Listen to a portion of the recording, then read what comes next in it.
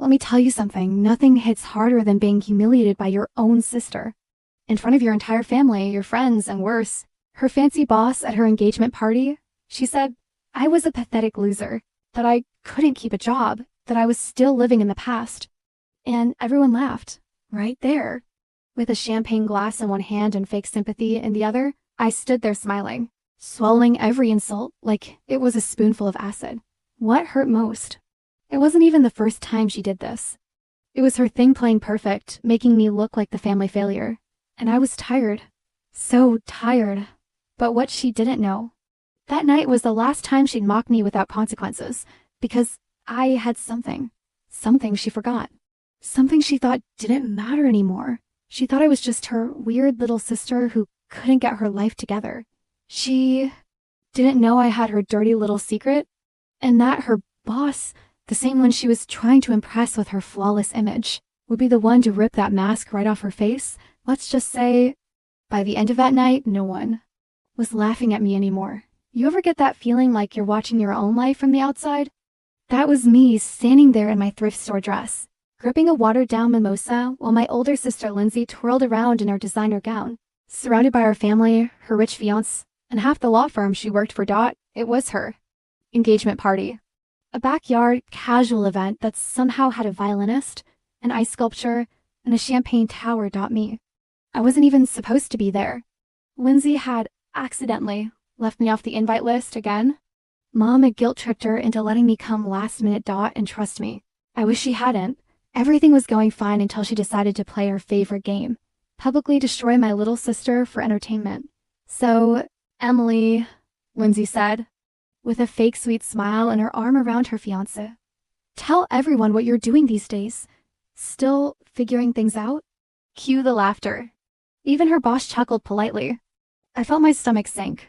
Didn't you, try to start a podcast or something? How's that going? I paused it, I said, keeping my smile frozen, then focusing on other things. Oh, she said, tilting her head like I was a stray dog. Still living in your old room, right? Must be cozy. My cheeks burned. I saw my mom shoot her a look, but no one said anything. No one ever did. She kept going. She made a joke about my ex, about my lack of direction, about how some people just don't have the drive. Then came the final blow. Well, not everyone can be successful, I guess. That was when something inside me snapped. I forced a smile, nodded like nothing was wrong, and slipped away from the crowd. I didn't cry. Not this time. Instead, I went into the bathroom, locked the door, and pulled out my phone. I still had the email. The one I wasn't supposed to see. The one that could ruin her. And in that moment, I knew she might have humiliated me tonight. But I was going to destroy her reputation. And I wouldn't even have to raise my voice. Growing up, Lindsay was always the golden child. She got straight A's, joined every club, got into an Ivy League school, and married a guy who looked like he was born in a Ralph Lauren ad. Mom showed off her achievements like trophies on a shelf. Dad used to say, why can't you be more? Like your sister? I was the artsy one, the emotional one. I journaled too much. I changed majors twice. Took time off school after my boyfriend cheated on me with my best friend. And yeah, I moved back home after a rough year. But I wasn't a failure, I was just lost. But Lindsay never let me forget it. Every holiday, every family dinner, every casual brunch, she'd find a way to take a jab. Oh, Emily's still discovering herself. Emily's latest phase. Emily and her little projects, always with that smug smile, and everyone just laughed. They'd say I was too sensitive or reading into things. But it wasn't a joke. It was death by 1,000 cuts, and the worst part, I looked up to her once. I really did. I wanted to be close. I thought we could be friends, sisters. But Lindsay made it her mission to keep me beneath her. It wasn't just the words. It was the tone. The calculated pauses. The timing, how she made sure people were always watching when she twisted the knife. Let her get away with it for years. But last month, I'd been temping at a legal office downtown. A tiny admin job, just a few weeks, nothing big. One afternoon, I was cleaning out the junk folder in the office inbox when I saw an email chain flagged as inappropriate conduct. I clicked on it. It was a forwarded thread between someone in HR and Lindsay. Apparently, she'd borrowed parts of a client presentation from an intern who later quit. The intern complained to HR, and there was an ongoing investigation. The only reason Lindsay hadn't been suspended was because the boss had insufficient evidence, and it was quietly being swept under the rug. I wasn't even supposed to see it. I wasn't looking for anything, but I screenshotted the entire thing. I wasn't sure why at the time. Just a reflex, but after the engagement party, that email became something else. It became power. Still, I hesitated. I knew what it meant to ruin someone's career. I knew what it meant to expose my own sister, but then I remembered the way she laughed at me in front of her boss, the way she used me to make herself look better. And I thought she wouldn't hesitate if it were me. That night, I stayed up late, reading over the emails again. I checked LinkedIn, looked up the name of her firm's regional director, some guy named Alan Cho. Then I found the intern. Her name was Veronica. She posted about leaving the firm on Instagram. I messaged her from a burner account. Hey, I know what happened to you at Taylor & Connors. I have proof. Want to talk? She replied in less than 5 minutes. Yes. Everything started falling into place after that. I didn't want revenge for the sake of it. I wanted her to feel what I'd felt. To stand in a room full of people and be the one they whispered about. I wanted her mask to crack, and for once, I wanted to stop being the joke in her story and start writing my own. Veronica and I met at a small coffee shop downtown. She looked nervous, biting her lip, glancing over her shoulder like someone might follow her. When I told her who I was, she blinked. Wait, you're her sister? I nodded. Unfortunately. She laughed, but it wasn't a happy laugh. You really have dirt on Lindsay? I have screenshots, emails, everything they tried to bury. She leaned in. Do you know what it felt like, being blamed for something I created? Watching her take credit while they pushed me out. I thought no one cared. I care, I said, and for the first time, I really meant it. Veronica agreed to help. She still had drafts of her original project, time-stamped Google Docs, and Slack messages that proved Lindsay had lifted entire sections of her work without credit. We compiled it all into a neat little file, proof that Lindsay hadn't just borrowed work. She'd stolen it. Next step. Find the right moment. I knew Lindsay's firm was throwing a partner appreciation dinner at a private club that Friday. Very elite. Lots of wine. Lots of egos. Her boss, Alan Cho, would be there. So would HR.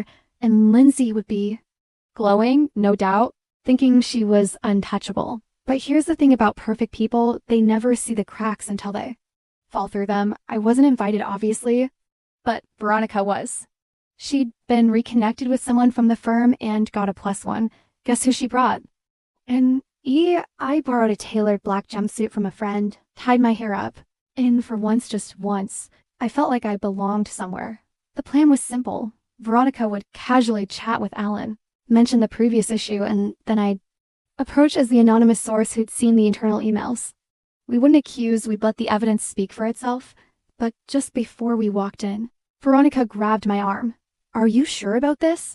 Once we do this? You can't. Take it back. I took a breath. I thought of every time Lindsay rolled her eyes at me, every time she made me feel like less, every cruel little smile. She made me feel small for years, I said. This isn't just about me, it's about the truth. We stepped inside. The room buzzed with low laughter, clinking glasses, the smell of expensive cologne. Lindsay stood near the back, holding a wine glass, talking to a group of men in suits. She hadn't seen me yet. Veronica made her way to Alan. I watched from the corner, pretending to browse the bar menu. She was good, calm, casual. I saw Alan's expression shift, mild curiosity, then something sharper. His eyes darted to Lindsay. That's when I walked over. I introduced myself quietly, gave him a folder with all the files. No drama, no threats, just facts. I think you deserve to know the full story, I said. His eyebrows raised. He took the folder, nodded politely, and said, Thank you for bringing this forward. That was it. That simple, but the storm was already building. 10 minutes later, Alan called Lindsay over. She looked surprised, then annoyed, then nervous. From across the room, I watched as he opened the folder, his voice low but firm. Her smile faded. Her posture stiffened. Then she looked up and saw me. Her face went pale. I didn't smile. I didn't gloat. I just looked at her the way she'd always looked at me, like I saw everything. She excused herself from the table, practically running toward me. What the hell are you doing here? She hissed. Just enjoying the party, I said sweetly. You little, she started, but stopped. Too many people were watching. You embarrassed me in front of your whole company, I whispered. Now it's your turn. Her eyes were full of rage, but she couldn't explode. Not here, not now. For the first time in my life, I had the upper hand. The energy in the room shifted the second Alan called Lindsay aside. Up until that moment, she'd been in her element, holding court in her champagne-colored gown, charming her boss, surrounded by colleagues who laughed at her every word. But now her shoulders tensed, her laugh stiffened, and her eyes started searching for control. Veronica and I stood near the bar, quietly watching everything unfold. No one noticed us at first, but that changed fast. 10 minutes later, Alan came back out alone. He cleared his throat and raised his voice just enough to slice through the low murmur of the room. Ladies and gentlemen, he began. Thank you all for being here tonight. I want to take a brief moment to address something important. A subtle hush fell over the guests. At Taylor & Connors, we take integrity seriously. And recently, information came to light about one of our team members that goes against everything we stand for. Some people glanced around. Others froze mid-sip. Effective immediately, he continued, Lindsay Rhodes will no longer be employed with our firm. We wish her well moving forward. A gasp. Then silence. You could feel the collective shock crash, like a wave across the room. Her name, so confidently spoken and praised just an hour ago, now dismissed in a single sentence. Just like that, the star of the night became a ghost. Lindsay didn't return to the party. She left through the side door, escorted by a grim-faced HR rep. But before she disappeared, she caught my eye. For a moment, she looked less like my perfect older sister, and more like a scared little girl. I didn't smile. I didn't gloat. I simply watched, because this wasn't about winning. It was about finally being seen. Veronica let out a long breath beside me. You actually did it, she whispered. I nodded, my heart pounding. We did. The rest of the night passed in a blur. People whispered, glanced our way, tried to piece things together. I left without saying a word to anyone else. The next day, the real aftershocks hit. Texts from family flooded and my mom called, frantic. Emily, what the hell happened last night? Your sister says you sabotaged her. Even my dad texted. Is this true? Did you get Lindsay fired? At first, I ignored them. I wasn't ready to explain. Not yet, but later that evening, my mom showed up in person. She looked exhausted. Her usual poise cracked. I know she's not easy, she said. But did you really report her? I didn't lie. I gave her boss the truth. That's it. She sat down slowly. She's devastated, Emily.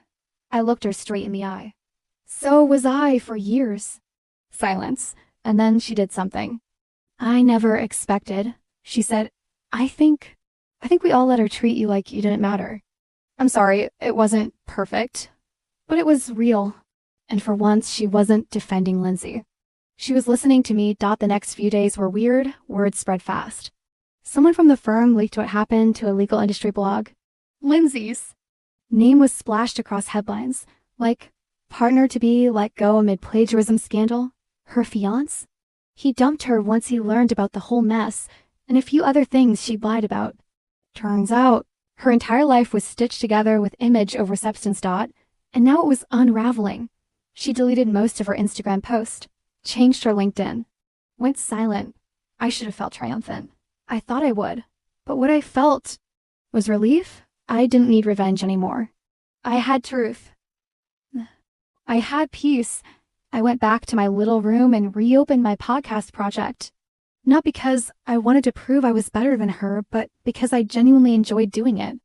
I recorded a new episode called What Happens When You Stop Shrinking Yourself. It got hundreds of downloads, then 1,000.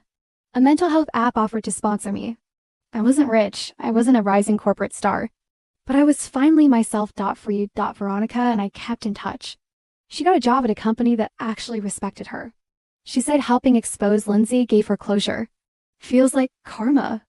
Finally called her back. She said, As for me, I started living like I mattered. I spoke louder, took up space. I even painted again. I haven't seen Lindsay since that night. But sometimes, I wonder if she ever thinks about it. About the night her whole empire crumbled, not because of an enemy, but because of the sister she ignored, mocked, and underestimated. I didn't ruin her. She did that herself. I just stopped protecting her from the consequences. And that's the thing about people like her. They think silence is permission, that being kind means being weak, that the ones who love quietly won't ever fight back. But they're wrong. Sometimes the quiet ones were just waiting for the perfect moment to speak.